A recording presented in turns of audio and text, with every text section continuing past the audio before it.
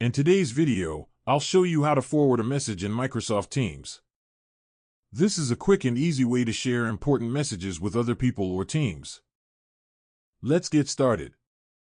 First, open Microsoft Teams and go to the chat or channel that contains the message you want to forward. Hover your mouse over the message. Click the three dots, also known as More Options. From the menu, select Forward. A new window will appear. Choose the person, group, or channel where you want to forward the message. You can add an optional comment or context above the forwarded message if you'd like. Once everything looks good, click Send. The message will be forwarded and shared with the selected recipient. And that's it. Now you know how to forward a message in Microsoft Teams in just a few steps.